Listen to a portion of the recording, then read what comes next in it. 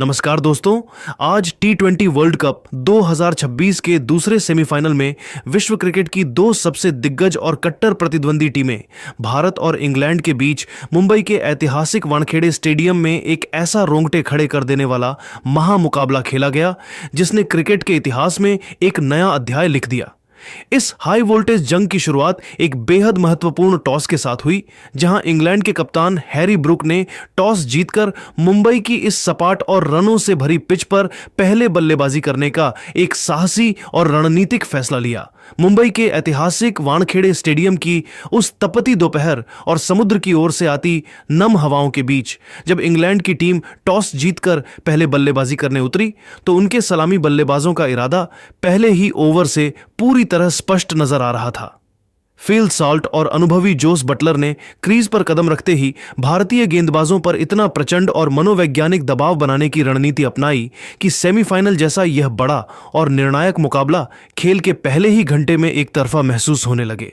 England की इस जोड़ी ने भारतीय तेज आक्रमण की धार कुंद करने के लिए जवाबी हमले का वह रास्ता चुना जिसने वानखेड़े के स्टैंड्स में बैठे हजारों भारतीय समर्थकों को सन्न कर दिया। वानखेड़े स्टेडियम के उस ऐतिहासिक मैदान पर जहां की मिट्टी में क्रिकेट की महान गाथाएं दबी हुई हैं, आज इंग्लैंड के सलामी बल्लेबाजों ने अपनी बल्लेबाजी से एक नया और डरावना अध्याय लिखना शुरू किया।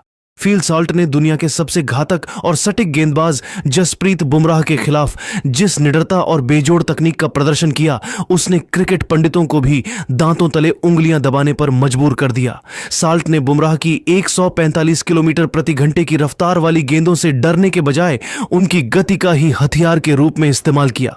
उन्होंने चतुराई से क्रीज की गहराई और चौड़ाई का फायदा उठाते हुए बुमराह की ऑफ स्टंप से बाहर निकलती गेंदों को कवर्स के ऊपर से इतने कलात्मक और शक्तिशाली तरीके से बाउंड्री के पार पहुंचाया कि बुमराह जैसे गेंदबाज के चेहरे पर भी लाचारी के भाव दिखने लगे। वहीं दूसरी ओर इंग्लैंड के अनुभवी कप्तान जोस बटलर ने अपने चिरपरिचित और खूंखार आक्रामक अंदाज में यॉर्कर किंग अर्शदीप सिंह के पहले ही ओवर को अपना मुख्य निशाना बनाया। बटलर ने अर्शदीप की शुरुआती स्विंग और मूवमेंट को पूरी तरह से बेअसर करते हुए क्रीज से थोड़ा बाहर निकलकर लगातार दो शानदार, कड़क और झन्नाटेदार चौके जड़कर इंग्लैंड के स्कोरबोर्ड को रॉकेट की रफ्तार प्रदान कर दी। पावर प्ले के उन शुरुआती 6 ओवरों में वानखेड़े का यह प्रतिष्ठित और विशाल मैदान कैरेबियाई अंदाज वाली इंग्लिश बल्लेबाजी के प्रचंड प्रहारों से बुरी तरह थर्रा उठा था। इन 36 गेंदों के भीतर इंग्लैंड ने बिना कोई विकेट खोए 65 रनों का एक भीमकाय स्कोर खड़ा कर दिया था, जिसने भारतीय टीम के आत्मविश्वास को झकझोर कर उन्हें पूरी तरह से बैकफुट पर धकेल दिया था। स्टेडियम में मौजूद हजारों भारतीय प्रशंसक इस विध्वंस को देखकर पूरी तरह सन्न रह गए थे।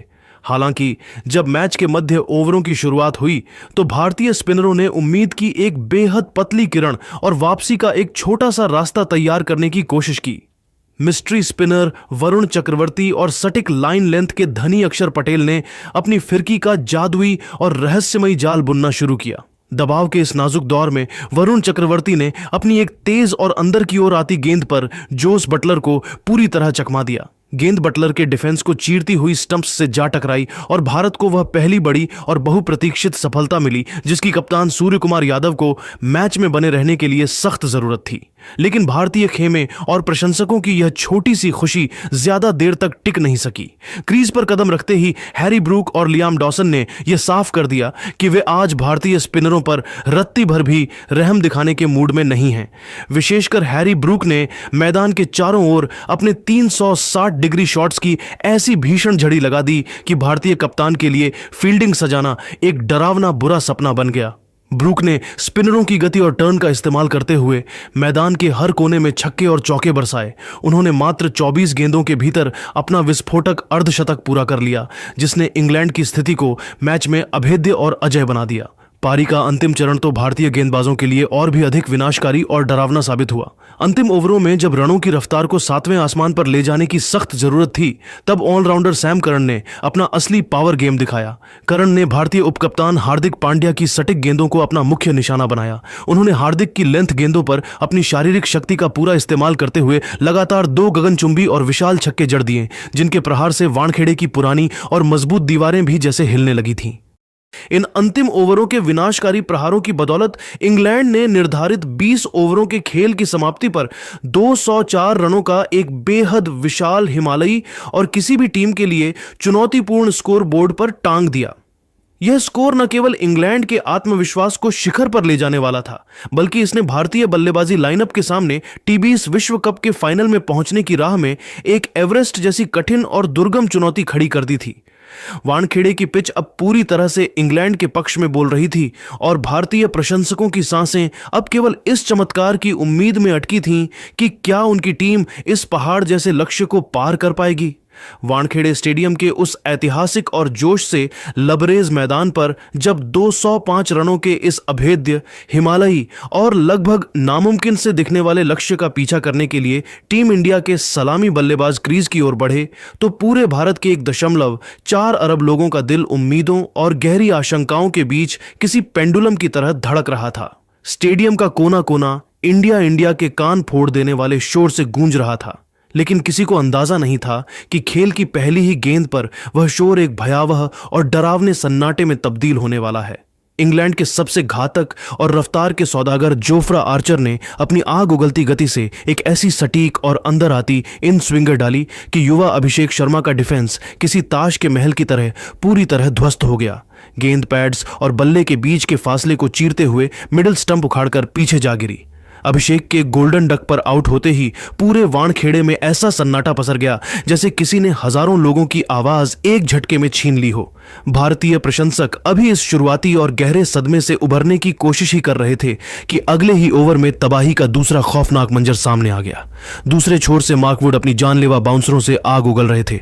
उन्होंने संजू सैमसन को एक ऐसी तीखी और ऊंची गेंद फेंकी जिस पर संजू ने पुल करने का एक जोखिम भरा और आक्रामक प्रयास किया, लेकिन गेंद उम्मीद से कहीं ज्यादा तेजी से उनके बल्ले के ऊपरी किनारे टॉप एज पर लगकर हवा में किसी पतंग की तरह तैरने लगी और फाइन लेग पर मुस्तैद खड़े फील्डर ने कोई गलती नहीं की। मात्र 12 रनों के कुल योग पर भारत के दो सबसे बड़े और भरोसेमंद आक्रमणकारी स्तंभ ढह चुके थे। डगआउट में बैठे भारतीय खिलाड़ियों के चेहरों पर हवाइयां उड़ रही थीं और करोड़ों भारतीयों का अपनी आंखों के सामने वर्ल्ड कप फाइनल देखने का वह सुनहरा सपना टूटकर बिखरता हुआ नजर आ रहा था। मुश्किल की इस अत्यंत विकट घड़ी में ईशान किशन ने क्रीज पर कदम रखा और कुछ आकर्षक एवं दिलेरी भरे चौके जड़कर दबाव को कम करने की एक साहसी कोशिश की।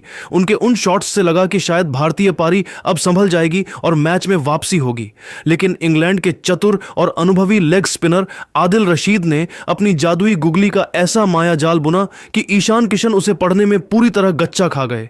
गेंद सीधे उनके पैड से जा टकराई और अंपायर ने उन्हें एलबीडब्ल्यू आउट करार देने में जरा भी देर नहीं लगाई। जब भारत का स्कोर 3 विकेट पर मात्र 48 रन था, तब जीत की वह मंजिल किसी धुंधले सपने की तरह बहुत दूर, धुंधली और पूरी तरह असंभव दिखाई दे रही थी।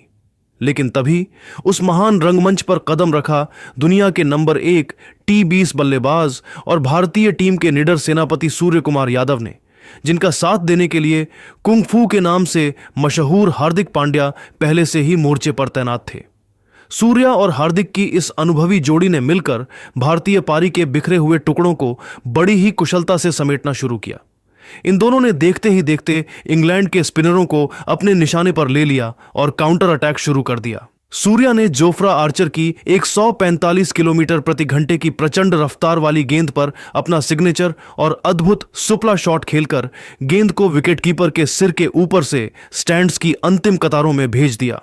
दूसरी ओर हार्दिक पांड्या ने सैम करन के एक ही ओवर को निशाना बनाते हुए 3 कड़क चौके और एक गगनचुंबी छक्का जड़कर कुल 18 रन बटोरे और डूबती हुई भारतीय पारी में फिर से जान फूंक दी। वानखेड़े स्टेडियम की उस तपती और उमस भरी शाम में जब भारत की पारी लड़खड़ा रही थी, तब सूर्या और हार्दिक के बीच हुई 75 रनों की वह साझेदारी केवल रनों का एक आंकड़ा नहीं थी, बल्कि वह एक अत्यंत महत्वपूर्ण रणनीतिक और जुझारू जवाबी हमला था जिसने सेमीफाइनल के इस महामुकाबले में जान फूंक दी थी। इन दोनों दिग्गजों ने जिस तरह से इंग्लिश गेंदबाजों की बखिया उधेड़ी, उसने एक समय के लिए इंग्लैंड के खेमे में भारी खलबली और अफरा तफरी का माहौल पैदा कर दिया था। अंग्रेज कप्तान हैरी ब्रूक के चेहरे पर बढ़ती हुई चिंता की लकीरें और उनके बार बार गेंदबाजों से बात करने का अंदाज यह साफ बयां कर रहा था कि मैच अब उनके हाथ से फिसलता जा रहा है। वानखेड़े का शोर अब अंग्रेजों के कानों में किसी डरावने सपने की तरह गूंज रहा था। लेकिन क्रिकेट की अनिश्चितता का काला बादल एक बार फिर भारतीय प्रशंसकों पर तब मंडराया जब भारत को अंतिम और सबसे निर्णायक चरणों में रनों की सबसे सख्त और बुनियादी जरूरत थी। उप कप्तान हार्दिक पांड्या ने एक और बड़ा हवाई प्रहार करने का जोखिम भरा प्रयास किया। उन्होंने गेंद को लॉन्ग ऑन के ऊपर से भेजने की पूरी कोशिश की, लेकिन गेंद बल्ले के ठीक बीच में नहीं आई और बाउंड्री लाइन पर मुस्तैद खड़े क्रिस जॉर्डन ने पीछे की ओर डाइव लगाते हुए एक हैरत अंगेज कैच लपक लिया। हार्दिक का विकेट गिरते ही पूरे स्टेडियम में एक पल के लिए सन्नाटा पसर गया। यह भारतीय उम्मीदों को लगा एक ऐसा धक्का था जिसने करोड़ों प्रशंसकों के चेहरों पर मायूसी ला दी थी। अब पूरे भारत की प्रार्थनाओं, मन्नतों और उम्मीदों का सारा दारोमदार अकेले कप्तान सूर्य कुमार यादव और क्रीज पर कदम रखने वाले नए बल्लेबाज शिवम दुबे के फौलादी कंधों पर टिका था। दुबे ने जब मैदान के बीचों बीच कदम रखा तो उनके चलने के अंदाज और उनके आत्मविश्वास ने यह जता दिया कि वे आज किसी और ही मिट्टी के बने हैं और वे इतिहास लिखने के लिए तैयार हैं। उन्होंने अपनी दूसरी ही गेंद पर विल जैक्स की एक घूमती हुई गेंद को इतनी प्रचंड शक्ति के साथ गगनचुंबी ऊंचाई दी कि 95 मीटर लंबा वह भीमकाय छक्का वानखेड़े की छत को चूमता हुआ सीधे बाहर जाकर गिरा। इस एक अकेले शॉट ने अंग्रेज टीम को यह कड़ा और स्पष्ट संदेश दे दिया था कि भारतीय शेर भले ही अभी घायल है, लेकिन उसने शिकार करना नहीं छोड़ा है और वह अंतिम सांस तक हार नहीं मानेगा। इसके बाद जो हुआ वह T20 क्रिकेट के इतिहास का सबसे विनाशकारी अंत था। सूर्या और दुबे ने मिलकर अंतिम ओवरों में रनों की ऐसी तबाही मचाई कि अंग्रेज गेंदबाज अपनी लाइन, अपनी लेंथ और अपनी सारी पहले से तय रणनीतियां पूरी तरह भूल गए। गेंद अब किसी और के नहीं बल्कि भारतीय बल्लेबाजों के इशारों पर नाच रही थी। 19वें ओवर में जब इंग्लैंड का सबसे बड़ा हथियार जोफ्रा आर्चर अपना अंतिम दांव खेलने और मैच को खत्म करने के इरादे से वापस आए तो सूर्या ने अपनी जादुई कलाइयों का इस्तेमाल करते हुए आर्चर की गति को ही उनके खिलाफ हथियार बना लिया। सूर्या ने आर्चर की एक 148 किलोमीटर की रफ्तार वाली दो लगातार गेंदों पर दो ऐसे अविश्वसनीय और कलात्मक चौके जड़े जिसने सेमीफाइनल के इस सांस रोक देने वाले समीकरण को अंतिम ओवर में मात्र 14 रनों के बेहद कड़े, रोमांचक और ऐतिहासिक मोड़ पर लाकर खड़ा कर दिया। पूरा वानखेड़े अब अपनी सीटों से खड़ा होकर सूर्या सूर्या चिल्ला रहा था और हर एक गेंद के साथ एक नया अध्याय और एक नया गौरवशाली इतिहास लिखा जा रहा था। वानखेड़े स्टेडियम के उस ऐतिहासिक मैदान पर जब अंतिम 6 गेंदों का खेल शेष था तो पूरे वातावरण में एक ऐसा तनाव व्याप्त था जिसे शब्दों में बयान करना नामुमकिन था। 205 रनों के उस विशाल पर्वत को फतह करने के लिए भारत को आखिरी ओवर में 14 रनों की दरकार थी। इंग्लैंड के कप्तान हैरी ब्रूक ने काफी सोच विचार के बाद गेंद अपने सबसे भरोसेमंद और death over specialist Sam Curran को सौंपी। स्टेडियम में मौजूद 33,000 दर्शक और टीवी सेट के सामने बैठे करोड़ों भारतीय अपनी जगह से खड़े हो चुके थे। ओवर की पहली ही गेंद पर सैम करन ने एक सटीक यॉर्कर डालने की कोशिश की, लेकिन क्रीज पर मौजूद शिवम दुबे ने अपनी पूरी शारीरिक शक्ति झोंकते हुए गेंद को लॉन्ग ऑन की दिशा में धकेला और बिजली की फुर्ती से दौड़कर 2 महत्वपूर्ण रन चुरा लिए। दबाव अब धीरे धीरे करन के चेहरे पर दिखने लगा था। अगली ही गेंद पर करन ने अपनी रणनीति बदलते हुए एक स्लोअर बाउंसर फेंकने का प्रयास किया, लेकिन दुबे आज किसी अलग ही मिट्टी के बने थे। उन्होंने गेंद की लंबाई को बहुत जल्दी भांप लिया और एक करारा और झन्नाटेदार चौका मिड विकेट की बाउंड्री के बाहर जड़ दिया।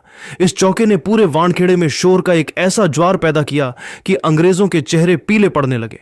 अब सारा दबाव वापस इंग्लैंड के पाले में जा चुका था। तीसरी गेंद पर सैम करन ने वापसी करते हुए एक कसी हुई गेंद डाली, जिस पर दुबे ने सूझबूझ का परिचय दिया और सिंगल लेकर स्ट्राइक भारत के सबसे बड़े मैच विनर सूर्य कुमार यादव को सौंप दी। अब समीकरण यह था कि भारत को अंतिम 3 गेंदों पर 7 रनों की जरूरत थी। चौथी गेंद पर सूर्या ने अपनी जादुई कलाइयों का इस्तेमाल करते हुए एक कलात्मक शॉट खेला, जिसे देखकर लगा कि गेंद बाउंड्री तक जाएगी, लेकिन डीप कवर पर खड़े फील्डर की मुस्तैदी के कारण सूर्या को केवल 1 रन से ही संतोष करना पड़ा। अब अंतिम 2 गेंदों पर जीत के लिए 6 रनों की दरकार थी। पूरा भारत अपनी सांसें थामे आंखों में उम्मीदों की नमी लिए इस महासंग्राम को देख रहा था। 5वीं गेंद पर सैम करन ने एक बार फिर यॉर्कर की कोशिश की, जिस पर शिवम दुबे ने लॉन्ग ऑन की दिशा में एक जोरदार प्रहार किया। गेंद बाउंड्री की ओर तेजी से जा रही थी, लेकिन फील्डर ने डाइव लगाकर उसे रोक लिया। इस बीच सूर्या और दुबे ने अपनी पूरी जान लगाकर दौड़ते हुए 2 रन पूरे की।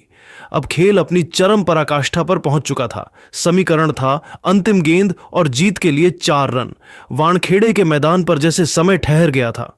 सैम करन ने एक लंबी सांस ली और अपनी पूरी रफ्तार से एक सटीक यॉर्कर डालने की आखिरी कोशिश की, लेकिन सूर्या, जो टी20 क्रिकेट के बेताज बादशाह हैं, उन्होंने अपनी उन जादुई कलाइयों का ऐसा बेजोड़ और अविश्वसनीय इस्तेमाल किया कि गेंद बल्ले के मीठे हिस्से को चूमती हुई फाइन लेग की बाउंड्री के बाहर 4 रनों के लिए गोली की रफ्तार से निकल गई। इस विनिंग चौके के साथ ही टीम इंडिया ने इंग्लैंड को इस कांटे की टक्कर वाले महामुकाबले में धूल चटाते हुए टी20 विश्व कप 2026 के फाइनल का टिकट हासिल कर लिया। जीत के उस ऐतिहासिक पल में वानखेड़े स्टेडियम में भावनाओं का एक ऐसा ज्वालामुखी फटा जिसकी गूंज पूरे मुंबई और फिर पूरे भारत में सुनाई दी। भारतीय खिलाड़ी मैदान की ओर दौड़ पड़े और एक दूसरे को गले लगा लिया। ईडन गार्डन्स से लेकर वानखेड़े तक की यह यात्रा भारत के लिए किसी महागाठा से कम नहीं थी। सूर्य कुमार यादव की उस अविश्वसनीय कप्तानी पारी और शिवम दुबे के उस निडर एवं फौलादी खेल ने भारत को एक ऐसी हारी हुई बाजी जिता दी जिसने 1.4 अरब भारतीयों का मस्तक गर्व और असीम खुशी से 7वें आसमान पर पहुंचा दिया। क्रिकेट के इतिहास के पन्नों में यह ओवर हमेशा स्वर्णिम अक्षरों में दर्ज रहेगा।